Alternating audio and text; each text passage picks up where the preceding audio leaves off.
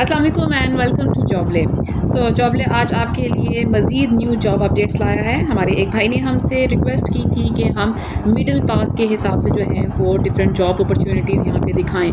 तो मेरे भाई आज की जॉब्स आपके लिए हैं। आप देखिए, अगर आपका क्राइटेरियन के हिसाब से है या आपको लगता है कि आपके लिए सूटेबल हैं तो इन पे लाजमी अप्लाई कीजिएगा। मैं आज आपको 3 जॉब अपॉर्चुनिटीज़ के बारे में बताऊंगी और इन तीनों के लिए मैट्रिक या मैक्सिमम मिडिल क्लास की जो है वो क्वालिफ़िकेशन रिक्वायर्ड है। तो चलते हैं, वीडियो को स्टार्ट करते हैं। सबसे पहले हमारी जो जॉब अपॉर्चुनिटी है आज वो क्लर्क से रिलेटेड है।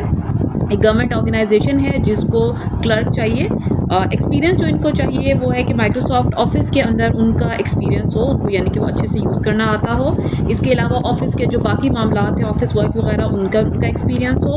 अकाउंट्स और ऑडिट और फाइनेंशियल रिपोर्ट वगैरह से रिलेटेड, यानी कि अकाउंट से रिलेटेड जितने मामलात हैं वो देख सके। ठीक है, इसमें आर्मी और सिविलियंस दोनों अप्लाई कर सकते हैं। नंबर ऑफ़ पोजीशंस जो इनको रिक्वायर्ड है वो इनको सिर्फ एक बंदा दरकार है। क्वालिफ़िकेशन इसकी मैट्रिक या मिडल है, यानी कि FA है, और मैक्सिमम एज लिमिट 50 है। तो अगर आपको लगता है कि आपके लिए बेहतरीन जॉब है और गवर्नमेंट की जॉब करने का ये एक सुनहरी मौका है मैट्रिक या मिडिल पास लोगों के लिए, तो आप यहाँ पे अप्लाई कर सकते हैं।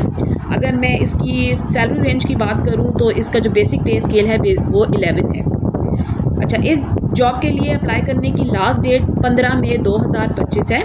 मेक श्योर कीजिएगा कि आपने जब यहाँ पे अप्लाई करना है तो अप्लाई करने के लिए आप अपनी अटेस्टेड एकेडमिक डिग्रीज़, यानी कि आपकी मैट्रिक और या मिडिल की जो है वो आपकी इंटर की सनद या सर्टिफिकेट जो है वो आप अटेस्ट करवाएं। आप साथ डोमिसाइल, आपका शनाख्ती कार्ड और 2 पासपोर्ट साइज़ जो हैं वो फ़ोटोग्राफ्स वो, और बाकी जो नीचे ये एड्रेस आपको दिख रहा है स्क्रीन पे, post box number 95 GPO Rawalpindi, यहाँ पे आप लोगों ने पोस्ट करना है। सिर्फ जो शॉर्ट लिस्टेड कैंडिडेट्स होंगे वो टेस्ट और इंटरव्यू के लिए बुलाए जाएंगे। और इसके अलावा इसमें जो है वो आपको मेडिकल, हेल्थ इंश्योरेंस और डिफरेंट बेनिफिट्स वगैरह जो हैं वो भी दिए जाएंगे। तो ये थी हमारी आज की जॉब।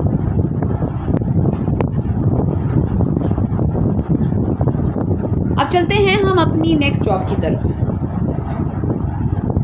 हमारी नेक्स्ट जो जॉब है वो आई है PHIMC, यानी कि Punjab health initiative management company की तरफ से। ये बेसिकली एक NGO है और जो कि हेल्थ सेक्टर में काम करती है, यानी कि हॉस्पिटलिटी रिलेटेड। ठीक है, इनको बेसिकली चाहिए 3 ड्राइवर्स।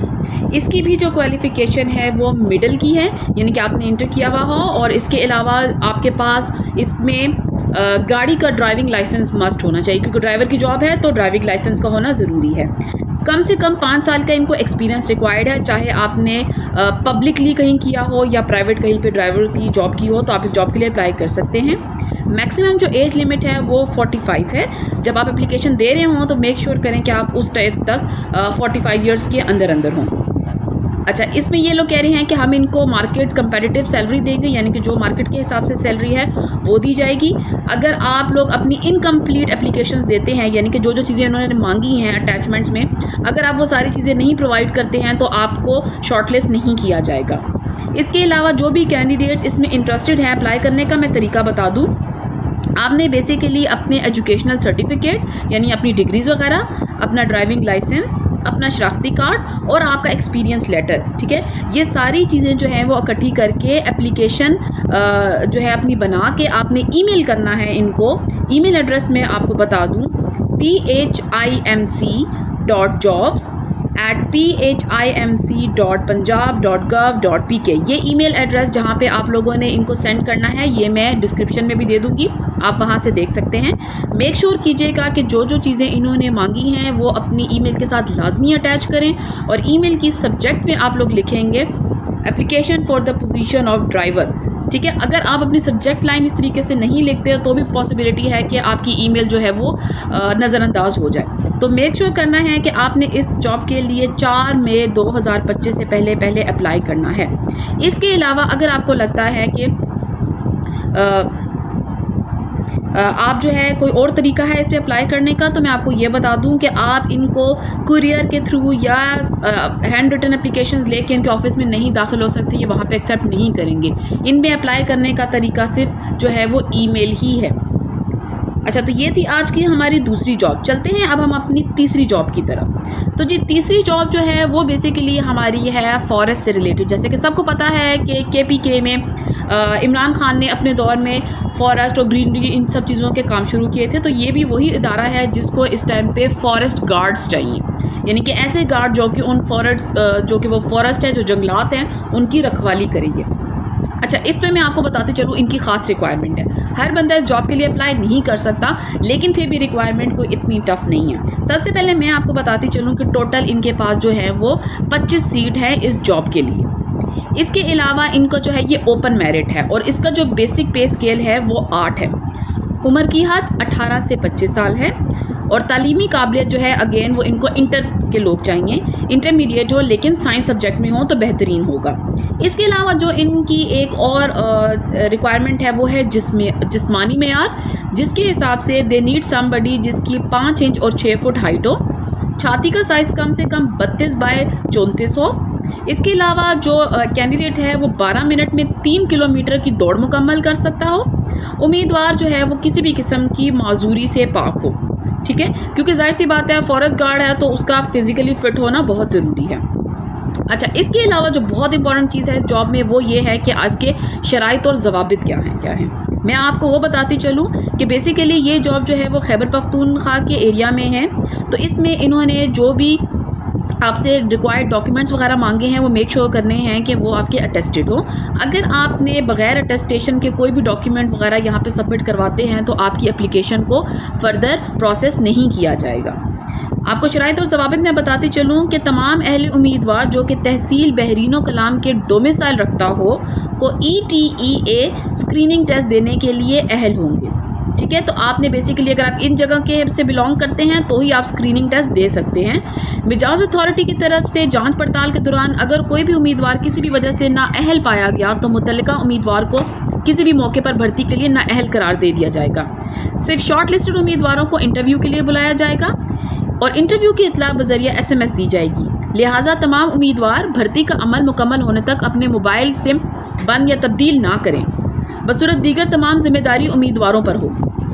उम्मीदवारों की मजमूई अहलियत दरख्वास्तें मौसूल होने की आखिरी तारीख तक मुतय्यन है, ठीक है। अगर आप नामुकम्मल या मुकर्रर तारीख के अंदर दरख्वास्त नहीं देते हैं तो ऑब्वियस सी बात है आपकी वो एक्सेप्ट नहीं की जाएगी।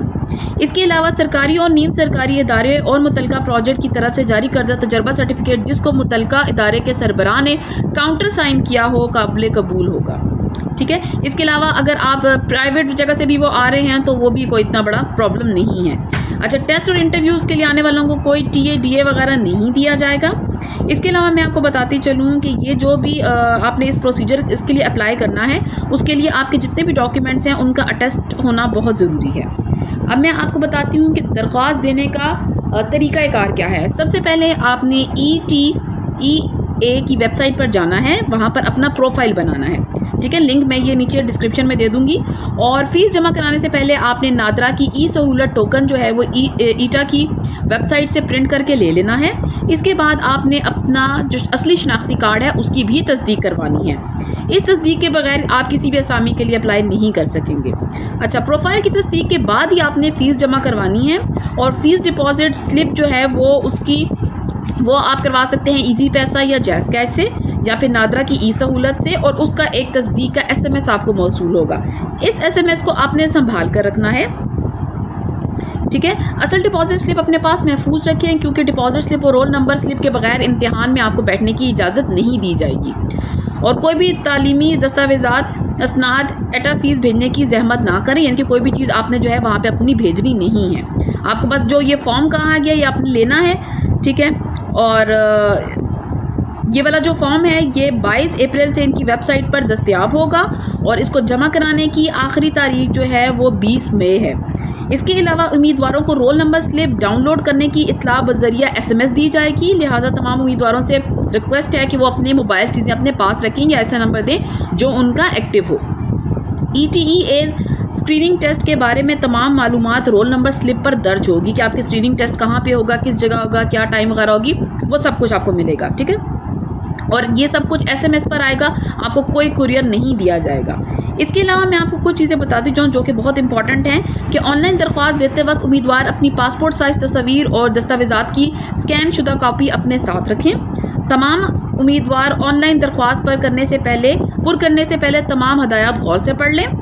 ETEA किसी भी वक्त उम्मीदवारों की जमाशुदा फ़ीस की तस्दीक कर सकता है। सो तस्दीक अगर नहीं होती है तो ऑब्वियस सी बात है आपकी जो वो है रिजेक्ट हो जाएगी।